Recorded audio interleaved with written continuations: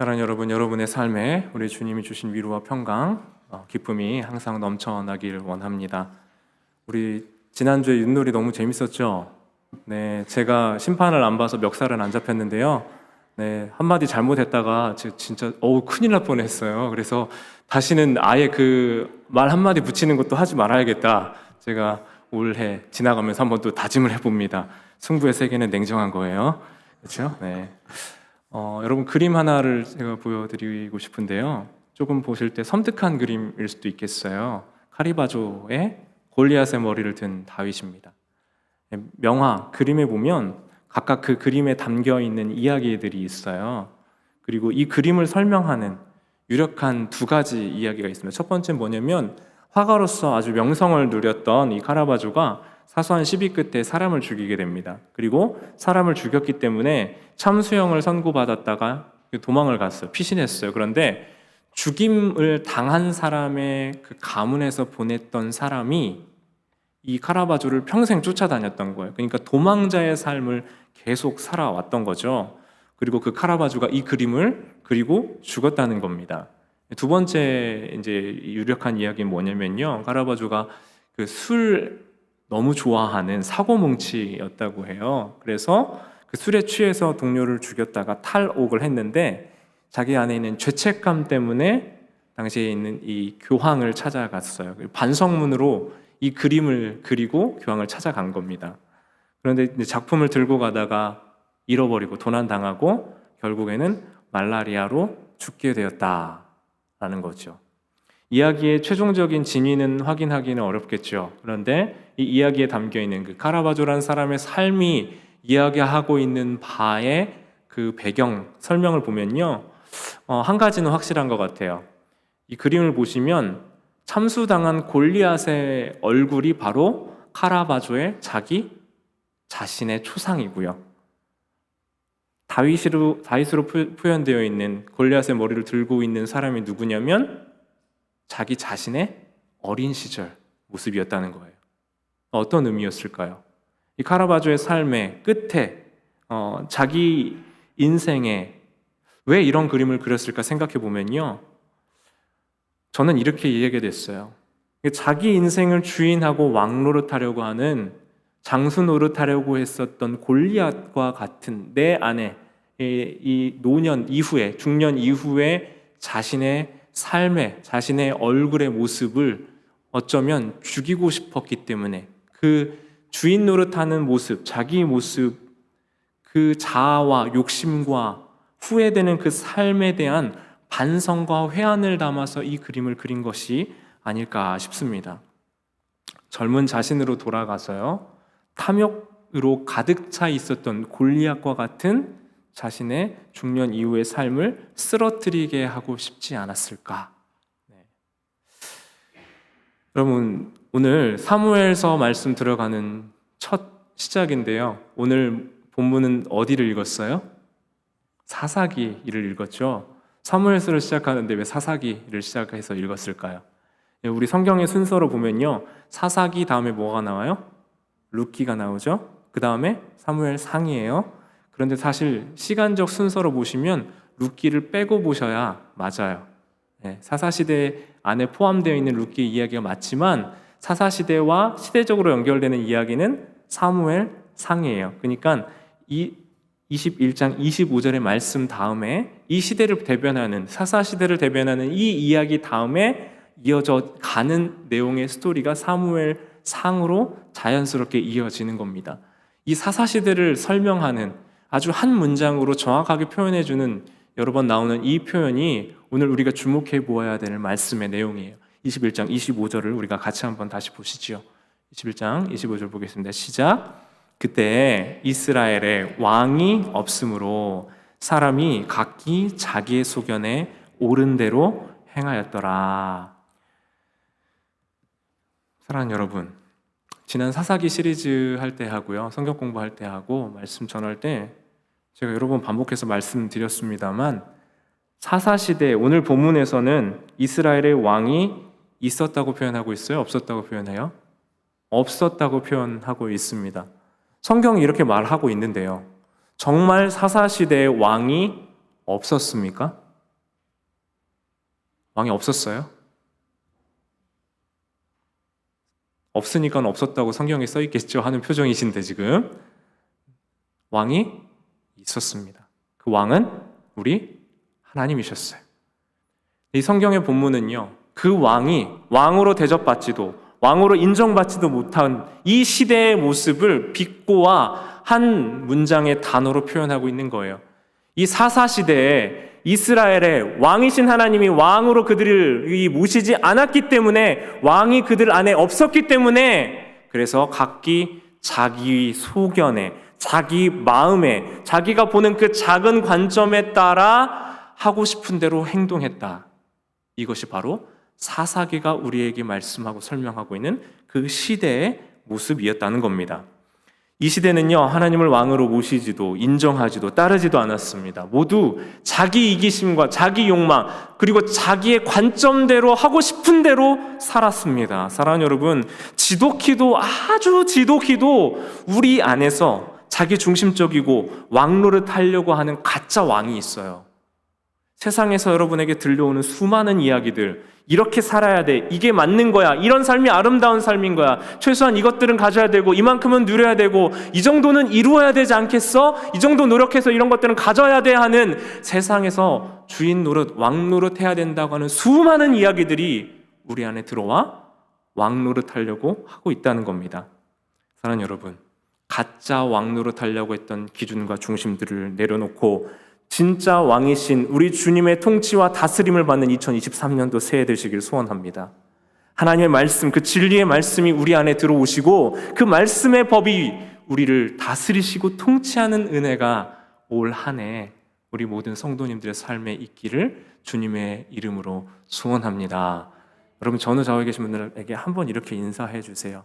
성령님의 인도함 따라 사세요 하고 기도하는 마음으로, 성령님의 인도함 따라 사시는 2023년도 되셨으면 좋겠습니다. 여러분들도 물건 사실 때 혹시, 우리는 이제 자동화가 많이 됐기 때문에 마트 가거나 해서 물어보고 사는 경우는 좀 덜 하지만, 여러분 가셔서 혹시 묻는다면 무엇을 물어보시겠어요? 독일 사람들은 상점에 가서 물어볼 때 이 물건 얼마나 오래 써요? 하고 묻는다고 합니다.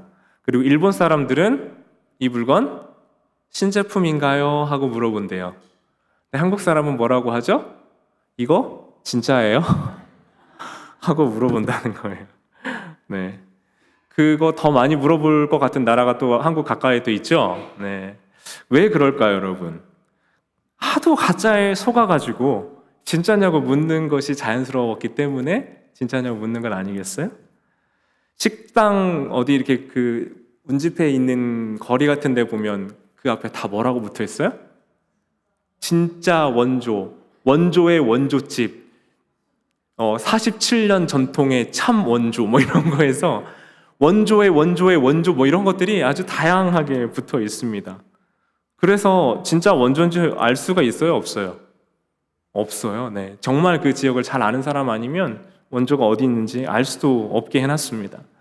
이스라엘이 지금 처해 있는 상황이 그래요. 이스라엘이 진짜 왕이신 하나님을 모시지 않고 그들이 차지하고 있는 가나안 땅에 있는 가짜 신상들이 이야기하는 것에 빠져서 그 문화 안에 혼탁해 들어가기 시작했던 거예요. 그러니까 이 신을 섬긴다 했을 때, 이 신을 섬기면 바람과 비와 풍요를 허락해주고 다산을 허락해주는 그런 신들의 가짜 이야기에 자꾸 속아서 뭐가 진짜인지 그들을 인도하셨던 참 왕이신 하나님에 대한 사실, 진리를 잊어버렸던 겁니다. 왕을 왕으로 모시지 않으니까요, 이게 맞아, 저게 맞아, 이게 옳아, 저게 옳아 하면서 관점들이 흐트러지기 시작했어요. 그리고 자기 기준에 옳은 대로 행했기 때문에 그 민족, 나라가 세웠던 정체성을 온전히 잃어버리게 됐습니다. 그들은 왜 나라와 민족으로 세워졌냐면 하나님의 부름을 받아서 하나님의 방법과 방식이 통하는, 하나님이 통치하시는 하나님의 나라를 세워가기 위해서 부름받았거든요. 그런데 그들이 세워진 정체성을 잃어버리고 가짜 질서 안에서 혼란스럽고 방황하고 혼탁해지기 시작했다는 겁니다. 여러분, 가짜가 많이 있는 곳에서 진짜를 구분하는 비결이 무엇이겠어요? 여러분들이라면 어떻게 아실 수 있겠어요? 진짜를 알려면 진짜를 경험해봐야 아는 거죠. 그죠? 진짜가 무엇인지 맛을 보고 경험을 해보고 보아야 진짜가 어떠한 것인지 알게 되잖아요. 가짜를 아무리 많이 사용해봐도요, 가짜가 가짜인지 알지 못하는 거예요. 그런데 여러분, 우리도 경험적으로 정말 좋은 것을 한번 경험해보면 정말 좋은 것은 이러하구나라는 것을 알게 되는 거잖아요. 우리 성도님 중에 예전에 위패가 뭔지 아시죠? 위조지폐. 위패를 감별하는 그 사업을 하셨던 분이 계셨어요. 근데 굉장한 기술이 필요한 영역이기도 하고 또 사업의 투자 유치도 잘 하셨다고 합니다. 그런데 그 사업에 어려움이 정확하게 한 가지가 있었다고 하시더라고요. 근데 그게 뭐였냐면 아무리 기계를 잘 만들어내도 위조지폐를 만들어내는 사람이 뭐 하겠어요? 그 감별해내는 기계를 구입하거나 입수해서 그 기계가 감별해내는 진짜와 가짜의 기준을 넘어갈 수 있는 또 다른 기술을 가진 지폐를 자꾸 만들어내는 거예요. 그러니까 아무리 뛰어난 기술로, 아주 완벽한 기술로 이 감별하는 기계를 만들어내도 또다시 이 감별하는 기계를 피할 수 있는 기술을 또 만들어내기 때문에 끊임없는 싸움이 된다는 겁니다. 그러니까 결국 그래서 위패가 나오면 감별하는 것, 연구하는 이 무한한 반복 속에서 끊임없는 가짜의 싸움을 할 수밖에 없는 어려움이 좀 있었다 얘기를 하시더라고요. 분명한 게 한 가지가 있다면 가짜가 나온다는 건 무슨 얘기예요? 진짜가 있다는 말이죠. 진짜가 있다는 거예요. 그러니까 이 문제를 계속 통과해 나가고 가짜 지폐를 구별해 나가는 그것은 진짜 화폐를 알아야 가능해지는 거죠. 그렇죠? 진짜를 분명히 알면 알수록 그 진짜에 대한 분별이 정확할수록 가짜는 드러나게 되는 거예요. 여러분 그런 얘기 많이 들어보셨죠? 진짜 위패 감별하시는 분은 위패에 집중하는 것이 아니라 진짜 지폐를 만져보고 끊임없이 그것을 경험하면서 손끝의 감각으로만으로도 진짜와 가짜를 구분할 수 있게 된다고 말이에요. 한국에서 HSBC 은행이라는 곳이 외화 감별하는 자격증에 있어서 권위가 있는 은행이라고 하는데 거기에서 위패 감별 자격증을 따내신 분이, 그러니까 우리 한국에서 처음으로 따내셨던 분이 신도섭이란 분이 계신데요. 지금 이제 은행의 부서에 고위직으로 계신 것 같아요. 근데 이분이 무슨 얘기를 하셨냐면 이런 얘기를 하시더라고요. 진짜 화폐의 인물은 저는 응시하는데, 진짜 화폐의 인물은 저를 응시한대. 근데 가짜 화폐에 그려진 인물은 자기 눈을 피하는 것 같아요. 그래서 누구라도 집중해서 수백, 수천 번 반복해서 들여다보면 보인다는 거예요. 신문을 많이 읽으면 읽을수록 저절로 가짜 뉴스를 구별해낼 수 있는 것처럼 말입니다. 세상을 바라보는 눈도 위패 감별과 다를 바 없습니다. 제가 이 신문 기사의 이 부분을 읽으면서 제가 맞다. 지금 이분은 세상을 바라보는 눈, 위패 감별과 다를 바 없다고 이야기하지만 이것이 세상에서만 통용되는 이야기가 아니다 싶었어요. 진짜이신 하나님, 진리이신 하나님, 말씀이신 하나님이 우리가 그분을 찾고 구하는 자들에게 찾아와 말씀하시고 분별하게 하시고 깨닫게 하시고 우리의 눈을 마주쳐 말을 걸어오시는 줄 믿습니다. 가짜 노릇하고 주인 노릇하려고 하는 그 세상은요, 중요한 때가 되면 결국 우리의 눈을 피하고 도망가려고 할 수밖에 없어요. 그러니 여러분, 가짜를 구분해내려고 해서 가짜에 집중해서는 진리이신 하나님께서로부터 멀어질 수밖에 없는 거예요. 빛이 임하면 어둠은 자연스럽게 물러나게 되어 있습니다. 빛과 진리 되신 그 하나님의 말씀과 은혜를 사모하며 그분을 구하고 그분의 도우심과 인도하심을 바라는 올 한 해 되셨을 때 우리 주님께서 진리의 빛을, 하나님의 선하신 인도하심을 우리 마음 가운데 비춰주시고 우리 안에 주인 노릇하고 가짜 왕 노릇하려고 하는 모든 어둠의 정세와 권세들을 깨트려 주실 줄 믿습니다. 그 주님의 은혜를 바라보시는, 주님의 은혜를 사모하는 우리 사랑하는 성도님들 되시기를 소원해요. 사랑하는 여러분, 여러분은 왜 사십니까? 이 질문을 잘해야 되는데 이 말투에 따라서 들을 때 기분이 나쁘실 수도 있어요. 이거를 왜 사세요? 이렇게 하면 기분이 나쁘죠? 근데 여러분 그냥 정말 평범한 문장으로 여러분은 삶을 왜 살아가십니까? 대부분요, 우리의 말은 어떤 목표가 있어서 그것 이루려고요. 아니면 어쩌다 보니요. 라는 표현을 할 겁니다. 그리고 많은 이야기들의 결론을 보면 더 나은 삶, 더 안정적인 삶, 더 괜찮은 삶을 살고 싶어요. 더 살기 위해서 저는 이렇게 노력하고 애씁니다라고 이야기하실 겁니다. 제가 미국에서 살아보니까요, 짧지만 저 이제 4년 돼가거든요. 짧지만 미국에서의 사는 미국식 삶, 또 우리 신시내티가 가지고 있는 좋은 장점들이 있잖아요. 그러니까 신시내티에서 살아가는 미국식 삶에 아주 많은 장점들이 있더라고요. 그런데 그 여유와 어떤 풍요로움의 이 상징, 우리 이제 각자의 삶은 우리 대표기도 하셨던 것처럼 어려움들이 분명히 있지만 그래도 정말 생존과 삶의 문제에 귀결되어 있는 다른 국가와 지역의 삶에 비하면 우리의 삶은 굉장히 나은 편이라는 것을 저는 자주 사실 경험하거든요. 근데 우리의 이런 삶을 살면서 우리의 인생이 자연스럽게 풍요와 안정, 안락에 집중되어 버릴 때가 많다는 거예요. 여러분, 근데 우리의 인생의 목적이 거기를 향하면요, 진리, 곧 본질, 생명이신 하나님으로부터 멀어지게 되더라고요. 진리와 상관없이 살면서 앞으로 달려가는 삶만 살게 되는 거예요. 왜 가는지 지난주 예화 말씀드렸죠. 앞에서 100명의 사람들이 달려오니까 마주보고 걸어가던 사람들이 한 사람이 왜 가는지도 모르고 반대 방향 뛰는 사람들과 같이 뛰어가더라고요. 마치 그것처럼 진리와 본질에서부터 멀어져, 하나님의 말씀의 생명에서부터 멀어져 그냥 앞으로 방향 없이 살아가기만 하더라는 겁니다. 사랑하는 여러분, 우리 왜 살아가요? 하나님의 백성, 하나님의 자녀들은 왜 살아갑니까? 우리는 진리 안에서 변화되기 위하여 살아간 줄 믿습니다. 성화의 과정을 거쳐 하나님 나라에 온전히 합당한 백성들로 우리는 지금 빚어져 가고 있는 거예요. 말씀이 증언하는 바 성경의 이야기들을 보면요, 안락하고 편안하게 살려고 이스라엘 백성들과 또 우리가 보았었던 창세기 족장들, 그 다음에 성경의 인물들의 삶을 보여주고 있는 것이 아니에요. 이렇게 살면 너희의 노년이 편안할 거야를 이야기하려고 우리에게 말씀하고 있는 것이 아니에요. 성경이 우리에게 증언하는 바의 삶은 끊임없이 주인 노릇하려고 하는 가짜를 몰아내고 진짜이신 예수 그리스도의 생명을 붙잡고 사는 삶, 그래하여 그분이 주시는 삶의 변화, 하나님께 더 가까이 가는 삶을 살아가도록 우리를 초청하시고 그 복음이 우리를 부르신다라는 겁니다. 여러분, 복음은요, 안락하고 편안한 삶, 예수 믿으면 편안할 거예요. 즐겁기만 할 거예요. 아니요. 똑같은 삶을 살지라도 그 어려움들을 이겨내가고 그 안에서 하나님의 뜻을 분별할 수 있는 힘과 능력을 주시는 것이 복음의 능력인 줄 믿습니다. 하나님은 그 다 모든 것들을 다 주실 수 있거든요.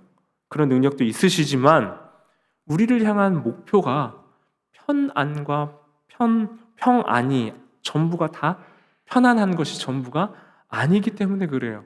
누리기만 하는 것이 우리를 향한 하나님의 목적이, 약속이 아니기 때문에 그래요. 여러분, 그래서 여러분의 삶에 문제가 있으면 그 문제 해결을 위해서도 하나님 앞에 기도하실 수 있지만 그 문제 안에 계신 여러분에게 원하시는 하나님의 뜻을 구하시는 여러분들 되길 바랍니다. 그 기도가 정말 중요한 기도예요. 하나님, 내게 무엇을 원하십니까? 내가 무엇이 변화되길 원하십니까? 그것을 묻고 질문하지 않으면 환경이 나아지거나 바뀌었을 때 똑같은 문제에 다시 마주하게 되는 여러분들, 그 문제를 결코 넘어서지 못하고 또다시 어렵고 비참하고 곤고하고 괴로운 여러분 자신을 또다시 발견하게 되실 거예요. 우리의 인생 안에 주시는 그 문제를 넘어서는 은혜가 사랑하는 우리 모든 성도님들 삶에 임하기를 소원합니다. 이스라엘 얘기 보면요, 마찬가지예요. 오늘 사사기의 앞에 있었던 쭉 무슨 이야기였냐면요, 땅 차지하고 땅 정복하고 이제 유목하고 돌아다니지 않아도 되는 삶을 살기 시작했어요. 그러면서 이제 정착하고 그 안에서 풍요로운 삶을 구하면서 나아가기 시작했습니다. 그런데 그렇게 살다 보니 무엇하기 시작해요? 점차 자기 집에 자기 제단 쌓고 자기 우상 쌓는 일에 몰두해 가기 시작해요. 17장 뒷부분에, 사사기 17장 뒷부분에 가면요, 사사들 이야기 지나가면서 이스라엘의 이 타락하는 모습들이 나오는데요, 삼손 이야기를 끝으로 완전히 타락해버린 이스라엘의 모습이 어떻게 나오냐면, 집에다가 제단을 만들어요. 그리고 거기에다가 제사장을 만드는데 누구를 삼냐면 자기 아들 중에 한 명을 거기 제사장으로 삼아요. 그러다가 원래 제사장은 어느 지파 사람이 해야 돼요? 레위 지파 사람이 해야 되죠. 그 레위 지파 사람이 지나가다가 그 집에 들렀는데 그 사람을 제사장으로, 개인 제사장을 삼는 거예요. 이게 어떻게 가능해져요, 여러분? 그 레위인 데려다가 이제 내 제사장이 되었으니 이제 여호와께서 내게 복 주실 줄을 아노라, 이런 얘기하고 있는 게 사사기의 후반부에 나오는 이야기라고요. 왜 이렇게 된 겁니까? 왜 이렇게 상황과 삶은 좋아졌는데 왜 이렇게 악한 모습들 나오는 거예요? 여러분, 그들이 살길 원했던 편안하고 즐거운 삶 다음에 내 만족을 향해 끊임없이 달려가는 모습이 이스라엘 모습이 되어버린 겁니다. 그래서 사사기 넘어가면서요, 이스라엘이 깨어지는 과정, 부서지는 과정, 그리고 나서 그들이 원했던 인간 왕 사울, 이어서 다윗이 세워지면서 하나님의 통치와 다스리심이 회복되는 과정을 그리고 있는 것이 사무엘서의 이야기라는 거예요. 앞으로 살펴질 다윗의 이야기 보세요. 살펴볼 이야기, 이 다윗을 보시면요, 다윗은 분명히 여호와를 그의 목자, 주인으로 삼았습니다. 그런데 자기 왕을 분명히 알고 믿고 순종하며 살았던 다윗의 일생을 살펴보면 그에게 무슨 일이 일어났어요? 골리앗을 무너뜨리고 나서 무슨 일이 일어났습니까? 사울의 사위가 됐죠. 그리고 나서 어떻게 됐어요? 행복하고 평안하게 살았답니다가 아니었어요. 그는 장인이었던 사울로부터 죽임의 협박을 받기 시작했어요. 그리고 사무엘상 하반부 내내 뭐 해요? 쫓겨다녀요. 여전히 그는 시편의 기자가 돼서 여호와가 나의 목자이심을 고백하는 삶을 여전히 살면서 하나님을 왕으로 모신 인생이었는데, 그에게 있었던 문제는 어떤 사람이었죠? 문제인은 사울이었는데 그 사울이 없어졌습니까? 하나님은 그 사울을 변화시키거나 없애지 않으셨다는 거예요. 대신 누구를 변화시켰어요? 다윗을 변화시키셨어요. 하나님을 구주로, 주인으로 그분께 매여 살길 원했던 다윗의 인생이었지만, 다윗을 변화시키셨던 하나님께서는 그의 환경을 바꾸지 않으시고 그 환경 속에 다윗과 동행하시며 그 다윗을 변화시켰던 하나님이신 줄 믿습니다. 사랑하는 여러분의 삶에 있는 문제와 여러분이 지금 기도하고 있는 기도의 제목들을 있으시다면, 여러분 그 기도의 제목과 문제들 속에서 하나님이 나를 어떻게 변화시킬지에 주목하는 인생 되시길 소원합니다. 그래야 여러분, 내 안에 하나님, 저는 이것만은 지켜야 되겠어요, 나는 이것만은 붙들어야 되겠어요, 이것만은 가져야겠어요 하는 내 안에서 왕노릇하고 있는 그 왕이 아니라 하나님이 우리의 인생을 다스리시는 왕이 되시는 줄 믿습니다. 다윗을 이 문제 어려움 상황 가운데 변화시키시는 그 하나님께서 우리를 돌이키고 회개하여 주님 앞으로 돌아가게 하는 그것을 기다리시고 원하고 계세요. 내 인생의 주인 노릇하고 있는 나 아닌 것 같으면서도 결국 내 안에 그 프레임, 내 안에 주인 노릇하고 있는 기준, 관점, 내가 생각하고 있는 그것들, 그 가짜 안에서 견고해지는 인생 아니라 시간이 가고 신앙이 깊어지고 연수가 더해져 갈수록 그 깨어지는 틀 안에서 새롭게 우리를 붙드시는 하나님과의 만남이 우리 안에 있기를 소원합니다. 교회도 마찬가지예요, 여러분. 교회가 분위기가 아무리 좋고 우리 안에 기쁨이 있고 즐거움이 있고, 지난 저 윷놀이하고 너무 행복했거든요. 정말 가족이다, 너무 행복했어요. 비록 따가운 눈총은 받았지만 너무 행복했어요. 우리 가족이고 이렇게 명절에 함께 할 수 있는 참 좋은 공동체인 것이 너무너무 좋았습니다. 그런데 우리 안에 내 자신이 깨어지고 변화되는 그 생명의 사건이 없으면 우리는 구원의 공동체가 아니에요. 우리 안에 안정과 안락을 추구하는 공동체가 아니라 우리의 삶에 하나님이 주시는 평강과 기쁨이 저는 넘치길 여러분의 삶에 임하길 기도하지만 우리가 때로는 불편해도 우리를 변화시키시는 그 하나님께 붙들려 있는 회복과 깨어짐의 공동체, 그 공동체 되기를 소원합니다. 내 자신의 회복뿐만 아니라 하나님께서 우리 공동체 모두에게 주신 은혜를 사모해요. 그러니까 그렇게 돼야지 여러분 비교하지 않습니다. 그렇게 돼야지 내가 가진 틀로 남을 판단하고 정죄하지 않아요. 그렇게 돼야 내 옆 사람 잘 되는 것이 부러운 게 아니라 내 삶의 자리에 나를 변화시키시는 그 하나님의 음성이 들리기 시작하는 거예요. 여러분, 제가 지난주에 이 말씀 묵상하면서 제 자신을 비유해 보니까 내 인생의 목적이 안정과 안락을 향해 더 나은 뭔가를 향해서 계속 간다면 제 인생에 만족이 없다니까요. 그런데 하나님이 지금 저에게 주신 이 삶에서 제가 변화되기를 원하시는 것, 제가 하나님 앞에서 회개해야 되는 것들을 발견하고 분별하며 한 영혼에 대한 마음과 하나님께서 주시는 이 목회의 방향과 비전들을 구하며 나아갈 때 제 안에는 세상에 줄 수 없는 기쁨과 감격으로 충만한 것을 저는 경험했습니다. 여러분의 삶도 마찬가지 아니겠어요? 여러분의 인생에 그 하나님의 선하신 임재와 도움과 붙들어 가심으로 맛보아 아는 삶, 그래서 우리 2023년도의 표어처럼 성령 하나님께 매여 그 성령 하나님께 붙들려 내 안에 있는 가짜 왕은 몰아내고 진짜 왕이신 하나님을 모시고 사는 삶으로 나아가기를 주님의 이름으로 축원합니다. 여러분, 이 시간 같이 기도하며 주님 앞으로 나아가시죠. 여러분, 내가 좋아하는 것, 즐거운 것, 원하는 것, 기쁨 되는 것, 그런 것 있죠? 교회 생활도 하다 보면 내게 그런 것들이 있어요. 근데 저도 그렇고 우리 자꾸 착각하는 게 뭐냐면 내가 좋아하는 것 하면서 하나님께 드리는 희생, 헌신한다고 착각하기 참 쉬워요. 내가 판단의 주체, 결정의 주인 될 때가 많아요. 예수님 바라보고 예수님의 인도하심 구하지 않고 하는 모든 것들, 내가 내 인생의 왕노릇하는 거예요. 그러니까 조금 믿음 있는 것 같다가 우리 마음은 금세 곤두박질 치잖아요. 그죠? 금세 바뀐다니까요. 어떤 날은 내가 믿음이 좀 있는 것 같아요. 왜요? 내 마음대로 뭔가를 들어주시는 하나님이 내게 힘도 주시는 것 같고 길을 열어주시는 것 같으니까. 어떤 날은 내 마음이 곤두박질 쳐요. 왜요? 내가 잘 돼야 하나님이 살아계신 건데 이거 내 마음대로 내 뜻대로 안 되네? 하나님의 뜻대로 우리 인생이 경영되고 운행되고 있는 와중에도 내 마음대로 안 된다고 하나님의 존재와 하나님 우리 앞에서 살아가는 우리의 믿음이 오르락 내리락 하는 것이 우리 모습이잖아요. 전에 인용했던 박영선 목사님 말씀처럼 우리는 아버지와 자녀의 관계, 이해관계 아니고 유능함과 무능함의 관계 아니라 우리는 사랑의 관계라고 했잖아요. 여러분, 고난을 통과하면서 훌륭한 사람 되지 마시고 하나님의 자녀가 되십시오.